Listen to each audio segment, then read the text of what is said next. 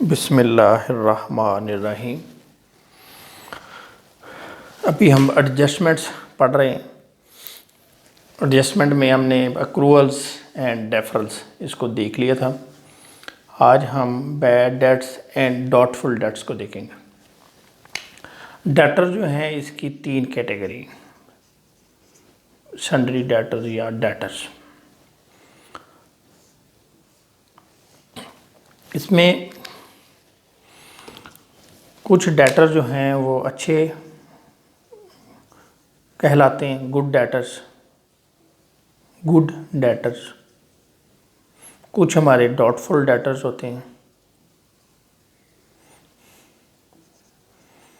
और कुछ जो है हमारे बैड डेट्स होते हैं। Bad daters, good daters, bad daters, doubtful daters. Majority इन लोगों की होती है गुड डेटर्स की, कुछ परसेंटेज इसकी है और सबसे कम परसेंटेज वाले ये होते हैं, यानी ज़्यादा गुड ही होते हैं। चंद लोग ही हैं जो लोग अपने टाइम पे पैसे नहीं देते। आप इस वर्ड से समझ गए होंगे, बैड, बुरे, डेट्स, कर्जे। बुरे कर्जे यानी ऐसे कर्जे जिनके मिलने की हमें उम्मीद नहीं है या जो बिल्कुल डूब गए, उनको हम कहेंगे बैड डेट्स, बुरे कर्जे। अब जो लोग लेते हैं, जिनको हम चीज़ें उधार बेचते हैं, वो सन्ड्री डेट्स कहलाते हैं। तीन कैटेगरी होगी, गुड डेटर्स, बैड डेटर्स और डॉटफुल डेटर्स। अब जो पैसे हमें नहीं मिलेंगे, ये हमारा नुकसान है, बिजनेस का ये नुकसान। अब जब हम बिज़नेस स्टार्ट करेंगे तो साल के एंड में हमें ये पता चलेगा कि इतने लोगों से पैसे नहीं मिलेंगे। अब ये कैसे पता चलता है, इसके लिए टेक्निक है एजिंग ऑफ डेटर्स। हम डेटर्स की एजिंग करते हैं, यानी टाइम देखते हैं। हमने चीज़ें बेची जनवरी में, हमने टाइम दिया है 60 दिन का, तो इसके पैसे मिलने हैं मार्च में। अगर तो ये पैसे मार्च में या इससे पहले मिल जाते हैं तो ये गुड होंगे। अगर ये पैसे हमें मार्च में देने हैं तो ये डिले करते करते अप्रैल, मई, जून, तो फिर हमें थोड़ा सा डाउट होने लग जाता है, तो हम कह देते हैं डाउटफुल, कि पता नहीं देंगे कि नहीं देंगे। और अगर हमें पता चले कि वो बंदा बिज़नेस से आउट हो गया है, भाग गया है, यानी उस मार्केट में उसकी दुकान थी या फैक्ट्री थी, वो फैक्ट्री क्लोज़ करके भाग गया, दुकान छोड़ के भाग गया, या हमें पता चला कि वो बैंकरप्ट हो गया है, दिवालिया हो गया, तो ये बैड बन जाएंगे। यानी जैसे जैसे टाइम जो है गुज़रता जाएगा, हमने जनवरी में चीज़ें बेची, मार्च का टाइम दिया। अब अगर मार्च तक पैसे मिल जाते हैं तो ठीक हैं, लेकिन अगर जैसे जैसे ये टाइम ज़्यादा होता जाएगा तो हमें डाउट होना शुरू हो जाएगा कि ये पैसे नहीं मिलते। तो इस तरह टाइम से अंदाज़ा होता है। इसको हम कहते हैं एजिंग ऑफ डेटर्स। एजिंग करते हैं, टाइम देखते हैं, तो जिसका जितना ज़्यादा टाइम हो जाएगा तो वो डाउट में चला जाएगा। और अगर हमने उनको ख़त भी लिखा, कोई रिस्पॉन्ड नहीं कर रहे, फिर पता चलता है दिवालिया हो गए, तो ये फिर बैड बन जाते हैं। अब क्या करना है, इसकी ट्रीटमेंट क्या करनी है? इसमें दो मेथड हैं। एक मेथड है बैड वाला, बैड डेट्स, यानी इसका तो 100% कन्फर्म है कि ये डूब गए। इसको तो हम क्या करेंगे, प्रॉफिट एंड लॉस में नुकसान वाली साइड पे या ख़र्चों वाली साइड पे लिख देंगे। तो एंट्री पास होगी बैड डेट्स डेबिट और सन्ड्री डेटर्स क्रेडिट, यानी जिसका नाम होगा वो लिख देंगे। जैसे अगर मिस्टर बी से हमने पैसे लेने हैं, वो भाग गया है बिजनेस से, तो हम लिखेंगे bad debts debit, B credit. और फिर आपको ये पता है कि जब साल एंड होता है, ख़र्चे कहाँ क्लोज़ होते हैं, लॉस या एक्सपेंसेस, वो प्रॉफिट एंड लॉस में। तो एंट्री पास होगी profit and loss account debit, bad debts credit. ये तो उनकी है जो बैड हैं 100%। लेकिन जब साल क्लोज़ होता है, हम अपने सन्ड्री डेटर्स को देखते हैं, उस वक़्त हमें कुछ लोगों के बारे में डाउट होता है, यानी कन्फर्म नहीं है, डाउट है, जिसको हम कहते हैं डाउटफुल डेट्स, यानी शक है कि पता नहीं देंगे कि नहीं देंगे, तो हमें नाम का भी नहीं पता होता कि कौन सा बंदा देगा कौन सा नहीं देगा, तो उसमें काफ़ी सारे लोग होते हैं। तो हम क्या करते हैं, इसके लिए फिर पैसे संभाल के रख देते हैं। जैसे आप अपनी पर्सनल लाइफ में क्या करते हैं, आपको पता है कि ये हमें जो है ना जुर्माना पड़ने वाला है, या ये हमारा नुकसान होने वाला है, या हमें इस मकसद के लिए पैसे चाहिए होंगे, तो जैसे क्या करते हैं, आप अपनी तनख्वाह में से या जो आपकी सेविंग है उसमें से कुछ पैसे साइड पे कर देते हैं। जैसे सपोज़ आपने बच्चे की फ़ीस देनी है, पता है आपको कि ये जो है ना 15 तारीख को फ़ीस देनी पड़ेगी, तो आपको जब तनख्वाह मिलती है तो सैलरी में से इतने पैसे निकाल के साइड पे कर देते हैं। तो ये भी वही चीज़ है। हम क्या करते हैं, जैसे एक और आपको एग्जांपल दूं कि मोटरसाइकिल है तो उसमें एक रिज़र्व लगा होता है। तो रिज़र्व क्यों लगाया जाता है, पॉसिबल प्रॉब्लम से, कि भाई ऐसा ना हो कि हमें पता ही ना चले, पेट्रोल ख़त्म हो जाए और रास्ते में खड़े हों और करीब कोई पेट्रोल पंप भी ना हो, तो उसके लिए क्या किया जाता है, रिज़र्व लगाया जाता है। तो रिज़र्व में इतना वो पेट्रोल होता है कि जो आपको पेट्रोल पंप तक ले जाए। तो इसमें भी यही टेक्निक है कि हमें नुकसान का आइडिया है कि होने वाला है, ना हो तो एक अलग बात है, लेकिन हम क्या करेंगे कि प्रोविजन रख लेंगे। इसका मकसद क्या है कि देखें, सेल जिस साल की होगी और उसके अगेंस्ट जो डेटर्स हो गए, तो अगर वो डेटर नहीं पैसे देते तो उसी साल में एडजस्ट होने चाहिए। जैसे हमारा साल है 1 जुलाई 2020 से 30 जून 2021 तक। अब इस साल में जो सेल हुई और इसके अगेंस्ट जो डेटर्स क्रिएट हुए, तो अगर इनमें से कोई पैसे नहीं देते तो ये नुकसान जो है वो 30 जून 2021 के दरमियान लिखा जाए, इस साल में लिखा जाए, इस जहाँ ये ईयर क्लोज हो रहा है। अब अगले साल में लिखेंगे तो अगले साल का जो प्रॉफिट है कम हो जाएगा। तो हमने क्या करना है, जिस साल का लॉस है उसी में लिखना है। तो उसका फिर यही मेथड है कि आप रिज़र्व रख लें, या दूसरा नाम है इसका प्रोविजन, पैसे रख लो। अब अगले साल जाके हमें, यानी ये साल क्लोज हो गया, अब इसके बाद जुलाई में या अगस्त में जाके पता चलता है या सितंबर में पता चलता है कि इतने लोग भाग गए हैं, इन्होंने पैसे नहीं देने। तो फिर हम क्या करते हैं कि ये जो रिज़र्व रखा हुआ है इसी में से पैसे निकालेंगे और वो नुकसान पूरा कर लेंगे। तो इस सूरत में जब हम प्रोविज़न रखेंगे तो क्या एंट्रीज पास करनी है, उसके लिए क्या करेंगे, हम पहले प्रॉफिट में से उतने पैसे निकाल देंगे। हम लिखेंगे profit and loss account debit, provision for bad debts, bad and doubtful credit. ये पैसे हमने रख लिए, सपोज 1000 रुपये रख लिया। अब अगला जब साल आया तो क्या हो गया, हमें पता चला कि इतने लोग भाग गए। अब इसमें क्या होगा कि इससे ज़्यादा भी अमाउंट हो सकती है भागने वालों की, इससे कम भी हो सकती है। अगर ज़्यादा होगी तो फिर हमें कुछ पैसे अगले साल से भी निकालने पड़ेंगे, लेकिन अगर कम होगी तो यही फिर हमारी इनकम बन जाती है। अगर नहीं लोग भागते तो फिर वो जो बचने वाले पैसे हैं इनकम है। ये हमने प्रोविज़न रख ली, और ये कब रखी, 30 जून 2021 को।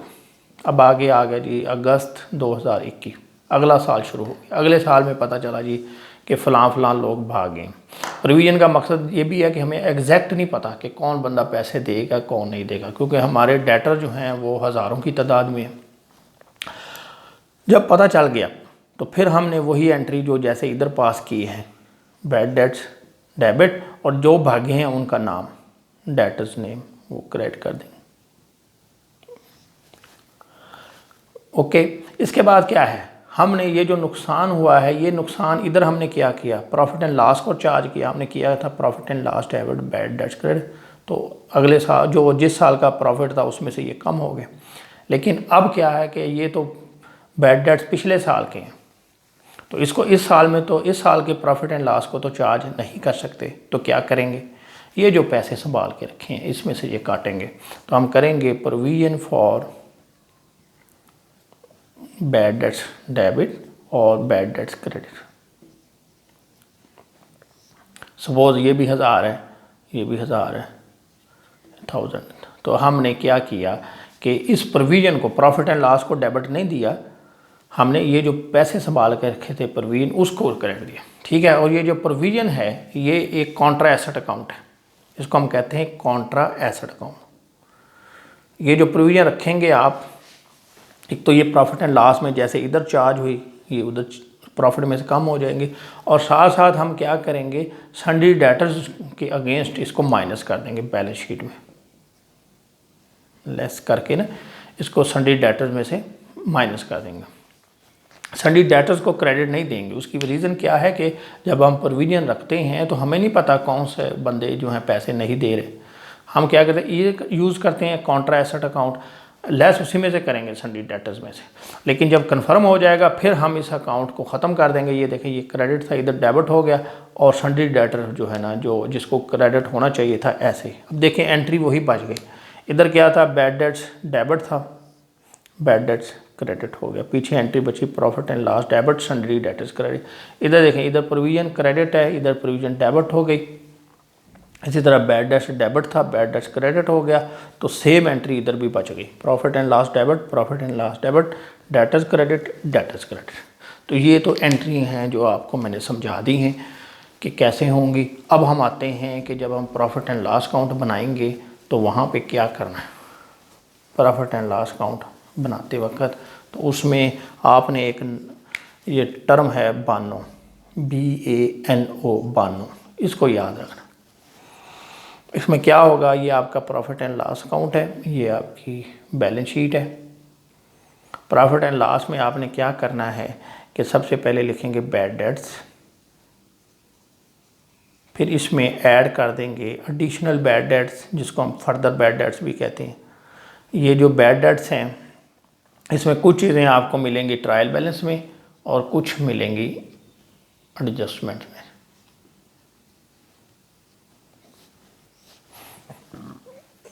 ये हो जाएंगे एडिशनल बैड डेट्स। फिर इसमें क्या करेंगे, प्रोविज़न दो तरह की होती है, एक प्रोविज़न है जो पिछले साल रखेंगे, प्रोविज़न हमने हर साल रखनी है। साल के एंड में जब साल क्लोज होगा तो उस वक़्त आप अपने जो सन्ड्री डेटर्स हैं इनको चेक करेंगे, उनका एनालिसिस करेंगे, एजिंग देखेंगे। तो जो डेटर्स जो हैं ज़्यादा पुराने हो गए हैं उसके मुताबिक ही प्रोविज़न रखेंगे। एक परसेंटेज तय कर ली जाती है अमूमन, 2%, 3%, 1%, ये डिपेंड करता है कंपनी पे। आपने तो सवाल के मुताबिक चलना है। तो अमूमन क्या होता है कि हर साल एक मार्जिन रख लिया जाता है कि जी पिछले सालों की प्रैक्टिस देखकर कि इतने लोगों ने पैसे नहीं हमें देने, तो हम अपने प्रॉफिट में से उतनी प्रोविज़न रख दें और डेटाज उसी तरह कम कर लें। तो ये एक परसेंटेज बना ली जाती है, आपने सवाल के मुताबिक चलना है। तो जो भी होगी प्रोविज़न वो ले लेंगे आप, और लेंगे किसकी, हर साल के आखिर में जो आपका ईयर क्लोज़ होगा, सपोज 30/6/2021 है, यहाँ जो आपका साल क्लोज़ हो रहा है इसके आखिर में जो भी आपके सन्ड्री डेटर्स होंगे उसकी परसेंटेज लेंगे। तो जो इस साल की होगी वो न्यू, और जो पिछले साल का बैलेंस है, पिछली प्रोविज़न जो होगी ओल्ड उसको हम बोलते हैं, पिछले साल वाली ओल्ड, और जो इस साल की है वो न्यू। ओल्ड आपको मिलेगी ट्रायल बैलेंस में और जो न्यू है ये आपको मिलेगी एडजस्टमेंट में। तो आपने क्या करना है, बैड डेट्स, इसी तरह बैड डेट्स भी होंगे आपके, एक बैड डेट्स आपको मिलेंगे ट्रायल बैलेंस में और जो एडिशनल है ये आपको मिलेंगे एडजस्टमेंट में। तो जब सवाल करेंगे आपको मज़ीद क्लियर हो जाएगा। आपने लिखना है bad debts plus additional bad debts plus due provision, और इसमें से माइनस कर देंगे ओल्ड प्रोविज़न, और जो जवाब आएगा वो बाहर वाले कॉलम में लिख देना। ये है प्रॉफिट एंड लॉस, ये एक्सपेंस साइड है। और बैलेंस शीट में आपने क्या करना है, सन्ड्री डेटर्स में से जो आपने एडजस्टमेंट वाली चीज़ें हैं, जो चीज़ें आपकी एडजस्टमेंट में दी होंगी उसको यहाँ से माइनस कर देना। प्रोविज़न होगी या एडिशनल बैड डेट्स होंगे वो वाले, और जो जवाब आएगा वो बाहर वाले कॉलम में लिख देना है आपने इधर। ठीक है, ये तो तरीका है इसका ट्रीटमेंट का, आपको इसी की ज़्यादा ज़रूरत पड़ी होगी। ठीक है, एक चीज़ और आखिर में आपको मैं समझा दूं कि हम क्या करते हैं कि प्रोविज़न जो है इसको रिवाइज़ करते हैं हर साल। पिछले जो है ख़त्म प्रोविज़न हो जाती है और जो नई प्रोविज़न होती है वो क्रिएट की जाती है। सपोज़ आपने 1000 रुपये आपकी ओल्ड प्रोविज़न रखी हुई है। ठीक है, अब आपने क्या करना है कि अगले साल, ये पिछले साल की प्रोविज़न है, अगले साल आपके 800 बैड डेट्स हो गए, बैड 800 हो गए। अब आपने अगली जब प्रोविज़न रखनी है तो उसके मुताबिक जो है वो आपको 1500 प्रोविज़न चाहिए, न्यू प्रोविज़न 1500 चाहिए।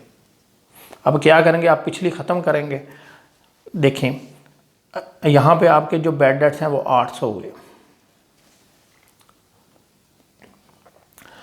अब क्या करना है आपने कि ये देखें 1000 आपकी पिछली प्रोविज़न पड़ी है, 800 आपके बैड डेट्स हो गए, तो इसमें से क्या हुआ, 200 बच गया। अब आपकी जो नई प्रोविज़न होगी वो क्या है, 1500 है। अब आप क्या करेंगे, इसमें से 200 जो पिछली एडजस्ट कर लेंगे, तो 1300 रुपये आपको न्यू प्रोविज़न रखनी होगी। तो इसको हम ऐसे लिखेंगे, न्यू प्रोविज़न ये आपकी 1500, बैड डेट्स जो हैं ये आपके 800, ठीक है, ये आपका इस साल का खर्चा हो गया 2300, और जो पिछली प्रोविज़न आपके पास 1000 रुपये पड़ी हुई है लेस ओल्ड प्रोविज़न, वो इसमें लिखेंगे, और जो 1300 आपका नेट एक्सपेंस हो जाएगा इसका। यानी इस तरीके से आपने क्या करना है, एडजस्टमेंट करनी है। आपका जो नेट खर्चा होगा वो इस साल का वो 1300 हो जाएगा। ठीक है, ये आपको क्लियर हो गया होगा। बाकी जब हम क्वेश्चन करेंगे तो फिर आपको मज़ीद क्लैरिटी होगी। Thank you very much.